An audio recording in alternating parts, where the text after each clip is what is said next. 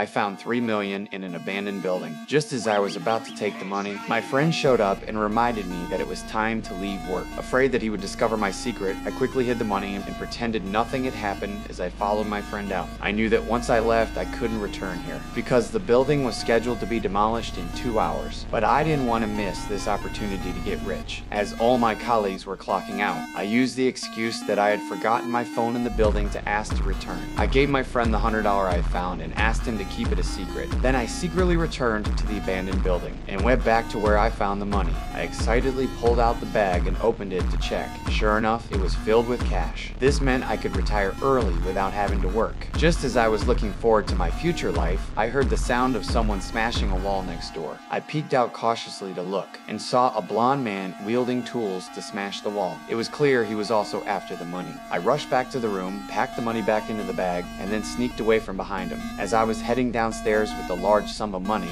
I noticed a man with a gun walking upstairs. Realizing the danger approaching, I began to feel nervous. Since there was only one way out, I had no choice but to return. But I accidentally kicked a steel pipe on the ground. The loud noise caught everyone's attention. Realizing I had been exposed, I hurriedly hid the money. But one of the gunmen came over. I quickly hid behind the curtains so he wouldn't see me. But when I looked up, I saw that the blonde man was also hiding behind the curtains. It turned out they weren't working together. We stared at each other, neither daring to make a sound. Just as the tension reached its peak, the armed robber suddenly turned and left. It turned out they had caught my friend and found the 100 on him. The criminals realized my friend had discovered the hiding spot, so he immediately ordered his men to interrogate him. Hearing my friend's agonizing screams made me feel terrible. In the end, I couldn't resist peeking out to see what was happening, and saw a scene that would haunt me for the rest of my life.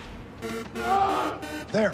The sudden scream alerted everyone to me presence. I hurriedly grabbed all the money and tried to escape. But when I thought of how my friend had been killed because of me, I hesitated. So I decided to kill all the criminals to avenge my friend.